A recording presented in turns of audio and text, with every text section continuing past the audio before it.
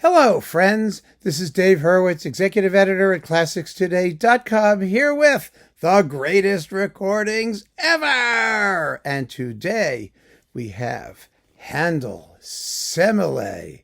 Oh, boy. Now, one of the most wonderful things about recordings and classical music and what's been going on in the past few decades has been the recovery of Handel's operas and opera-like pieces. I say opera-like because Semele was actually written after Handel formally gave up operas. It's not really an opera, but it's not really an oratorio either. It's a thing. It's just a thing. It's a story that he tells in music, and it was written for concert performance, but it can be staged, and it has been staged quite successfully, actually. It's marvelous. In the middle of his sacred oratorio period, Handel produced, for reasons nobody can quite explain, two totally non-biblical religious things. This was one. The other was Hercules. Hercules is, of course, a tragedy. I mean, it's got his greatest mad scene, Dejanira's mad scene, which is just unbelievable. Where you hear about snaky whips and scorpions, and you get the names of the Furies. I mean, who knew what those were? And it's really, really cool. This is actually a comedy, believe it or not, even though she dies. I mean, she dies, but she dies in a way which is like, here's the story. The story is very simple.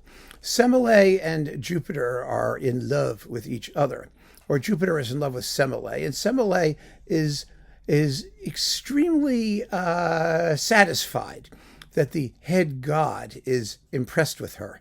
And she is the most narcissistic, self-regarding person you have ever encountered in all of lyric theater or drama. She sings one of her big arias, "Myself I will admire," or "I will adore," or something. I don't know. She's doing something to herself. Meanwhile, Juno, Jupiter's erstwhile wife, is, of course, jealous and is out to get Semele, who is also not one of the brighter bulbs in the chandelier. So she arranges, Jupiter knows that Juno is out to get her.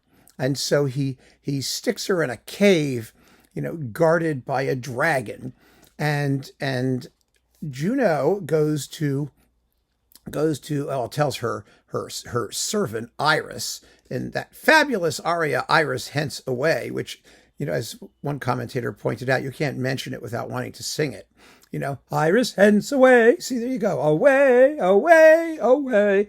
I mean, you also learn about the Scythian hills and the Meotian lake and all this stuff, all these mythological places, whatever they are. So anyway, so she gets sleepy juice from the god Somnus, the god of sleep, and she puts the dragon to sleep so that she can go and tell. Well, the story is Lohengrin. It's like, you don't know anything about this guy, ask the 3 questions you're not supposed to ask, or you convince the person to do the thing they're not supposed to do.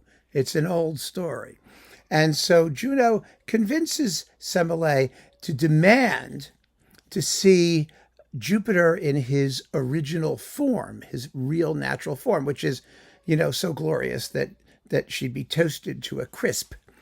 She becomes a s'more. In other words, she's a roasted marshmallow or whatever it is. Anyway, Semele is going to get incinerated if she sees the real Jupiter, but she doesn't care because Juno has poisoned her mind. It's also like Bluebeard's castle, now that I think about it, right? Give me the keys, I got to see everything. One of those things. So she makes Jupiter grant her wish, right? And she gets roasted. She gets French fried, flambéed, whatever you want. And that's the end of it.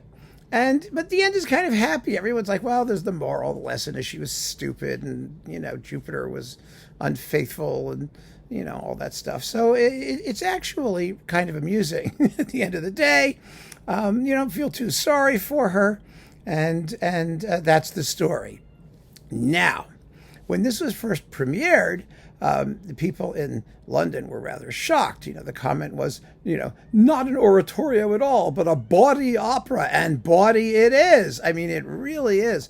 Handel was a master at hedonistic pleasure. And Semele is a hedonistic pleasure gal. But there's all kinds of pleasure in Semele. Also, there's Juno's revenge aria. Above measure is the pleasure that my revenge supplies. It's the bitchiest da capo aria in all of operadom. It's totally phenomenal. And this performance is totally phenomenal. Now, because this is such a fun piece of music, it's actually been recorded many, many times, especially recently. It must be a dozen recordings of it. It's incredible. They just keep coming. And it is absolutely glorious. But this one, oh my goodness. First of all, as Semele, you have Kathleen Battle, who was, I mean, this role was made for her. First of all, she sings it gorgeously.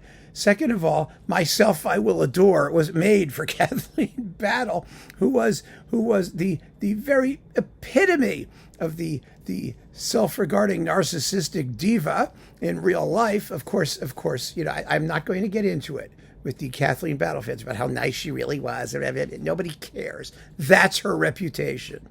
That's the bottom line. And boy, does she make the most of it. So great. Good for her.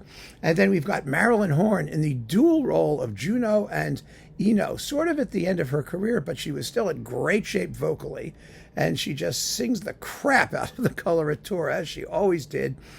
She's phenomenal. She has, you know, 3 slamming arias that she gets to sing. Sam Ramey is Cadmus and Somnus, the god of sleep. John Aler is Jupiter. And let's see who else. Iris is Sylvia McNair. Neil Mackey, Michael Chance is in here. It's an amazing cast featuring the Ambrosian Opera Chorus, the English Chamber Orchestra, John Nelson conducting. It just doesn't get any better. Seriously. I mean, it just doesn't. There are other fine performances. There's period instruments and all that folderol, but it doesn't matter. I mean, the style is absolutely right for the piece. These people are not doing, you know, heavy-duty modern instrument Puccini-like Handel. Not a bit. It's all absolutely in scale.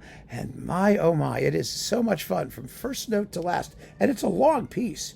I mean, it's a big sucker. This thing is, it's like a good 3 hours, isn't it? Something like that. I don't know. I have to look and see if they give you the timings. Well, why would they give us like a total? That would be far too simple. I can tell you, it's a big, long 3-act sucker here.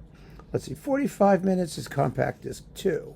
So to that we add 62 minutes in compact disc 1, and compact disc 3 is 67 minutes. So yeah, we're talking, you know, like it's close to 3 hours. This makes no difference. But the time just flies by. And the music is handled as absolute greatest because he was always at his greatest when he was describing pagans. I mean, he was great doing other people too. But I mean, the religious oratorios are lovely as well. I mean, let's not kid ourselves. Saul is a masterpiece. There's like, you know, lots of great Handel. There's no shortage of great Handel. But he loved doing pagans because he was able to depict human passions, common passions. And that was something that he did so wonderfully well. And he just seemed kind of relieved when he didn't always have to do, you know, spiritual stuff all the time. So, I mean, that's just my perception, but wow, he just gets into it, and so does this cast.